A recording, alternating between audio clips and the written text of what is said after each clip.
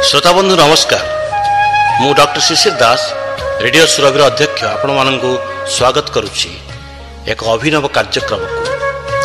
विगत 5 वर्ष मध्य रेडियो सुरभि शिक्षा कृषि ठारू आरंभ करी जीविका पर्यंत विभिन्न कार्यक्रम परिवेषण करि आसुछि। आदि ठारू सेही परी शिक्षा दीक्षा कार्यक्रम अंतर्गत एक नुआ शिक्षा दिगंत उन्मोचन हेउछि, जार ना चलतु जानिबा इतिहास बा लेट्स नो हिस्ट्री। यही कार्यक्रम द्वारा ओडिशार महाविद्यालय पढ़ुवा छात्र छात्री एवं विभिन्न प्रतियोगितामूलक परीक्षा देउथिबा प्रार्थी माने विशेष उपकृत हेबे। रेडियो सुरभिर यही अभिनव कार्यक्रम सारा भारतवर्ष रे प्रथम बोली अभिहित करा जाई पारे। यही ऐतिहासिक कार्यक्रम समस्त प्रश्नोत्तर प्रस्तुत करिसंती इतिहास विभाग प्रोफेसर कामाक्षी प्रसाद दास और सहयोग करिसंती श्रीमती नीलिमा दास। आसंतु सुनिबा इतिहास। नमस्कार। कोरापुट सरकारी महाविद्यालय अवसर प्राप्त इतिहास विभागीय मुख्य तथा जातीय दृष्टिबाधित संघ ओडिशा शाखार अवैतनिक इनक्लूसिव शिक्षा निर्देशक प्रोफेसर कामाक्षी प्रसाद दास महोदयଙ୍କର लेट्स नो हिस्ट्री बा चलतु जानिबा इतिहास माध्यम छात्र छात्री मानक पई झरी आसीथिबा सीबीसीएस पाठ्यखसड़ा संबलित संक्षिप्त प्रश्नोत्तर कार्यक्रम उपस्थापन मु नीलिमा दास आपण मानक स्वागत करुछि। आज आमे सुनिबा यूरोप रे वाणिज्यवादर उत्पत्ति और विकास संपर्क रे। मध्ययुगीय यूरोप रे सभ्यतार विकास पाई नवजागरण प्रभाव रे जेउ नूतन स्पंदन सृष्टि होइथिला ताहा वाणिज्यवाद रूपे आत्मप्रकाश करी समग्र विश्व रे किभଳି वाणिज्यिक विप्लव सृष्टि करिथिला तार आद्य पर्याय संपर्क रे आजिर प्रश्नोत्तर। प्रश्न 1। मर्कांटालिज्म शब्दर उद्भव केउ शब्दरू होइअछि? उत्तर इटालीय शब्दरू। प्रश्न 2। मर्कांटाइल शब्दर अर्थ कौन? उत्तर मर्कांटाइल शब्दर अर्थ है बणिक ओ वाणिज्य, जहा वाणिज्य ओ व्यवसाय सह संश्लिष्ट। प्रश्न 3। वाणिज्यवाद शब्द को किए केउ पुस्तक रे प्रथमे व्यवहार करथिले? उत्तर अर्थनैतिज्ञ आदम स्मिथ तांकर जाति समूहर वित्त पुस्तक रे प्रथमे व्यवहार करथिले। प्रश्न 4। पश्चिम यूरोपीय देशवासी को केउ व्यवस्था प्रगति पथरे प्रभावित करथिला? उत्तर पुनर्जागरण व्यवस्था। प्रश्न 5।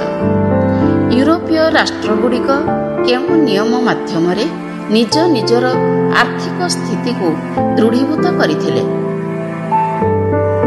उत्तर मूल्यवित्त नियम माध्यम रे। प्रश्न 6। केउ शताब्दी परे विश्व रे वाणिज्यवादर अयमारंभ होइथिला? उत्तर 1600 शताब्दी परे। प्रश्न 7। वाणिज्यवाद मुख्यतः काहा द्वारा प्रभावित होइथिला? उत्तर दरिया पारी वाणिज्य द्वारा। प्रश्न 8। वाणिज्यवादर उद्भावन केउ केउ कारण जोगु होइथिला?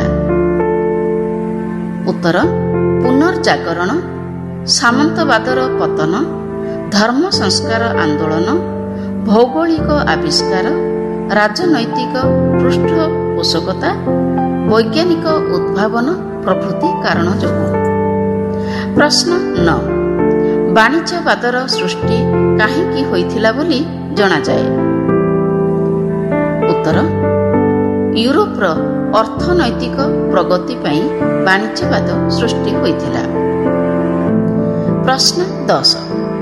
पुनर्जागरण फलरे केउ विषय प्रति गुरुत्वारोप करा जाइथिला? उत्तर वस्तुवादी जीवन प्रति। प्रश्न 11।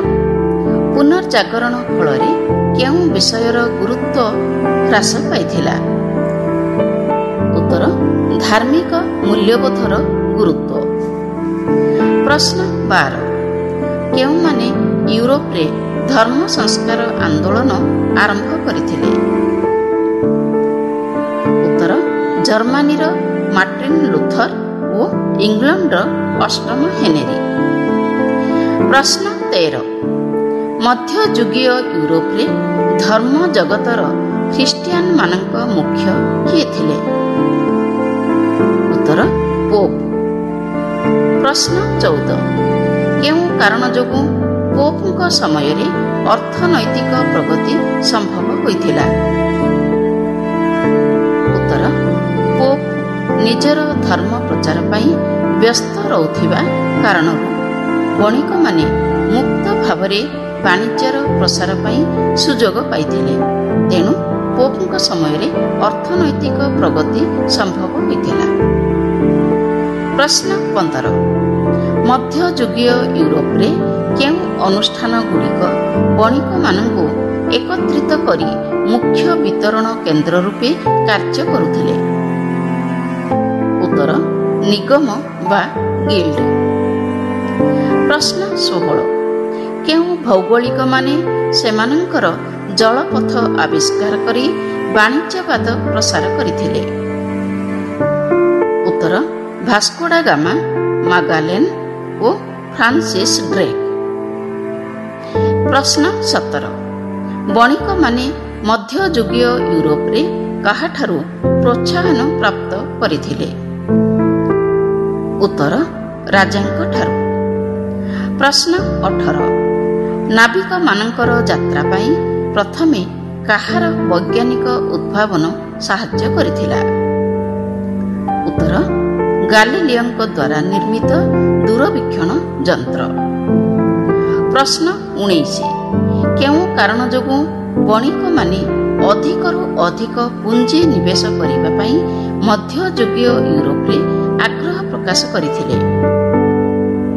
ଉତ୍ତର ନାବିକ କମ୍ପାସର ଉଦ୍ଭାବନ ଫଳରେ ସେମାନେ ଅତି ସହଜରେ ଦିଗ ନିର୍ଣ୍ଣୟ କରି ଅନ୍ୟତ୍ର ଯାତ୍ରା କରିପାରୁଥିବା କାରଣରୁ। ପ୍ରଶ୍ନ 20 ବାଣିଜ୍ୟବାଦର ପ୍ରସାର ପାଇଁ କେଉଁ କାରିଗରୀ ବିଦ୍ୟା ସାହାଯ୍ୟ କରିଥିଲା? ଉତ୍ତର ପ୍ରଯୁକ୍ତି ବିଦ୍ୟା। ଆଜି ପାଇଁ ଏତିକି। ପୁଣି ଆସିବି ଆଗାମୀ ଅଧ୍ୟାୟରେ। ସେ ପର୍ଯ୍ୟନ୍ତ ବିଦାୟ ନେଉଛି। ନମସ୍କାର।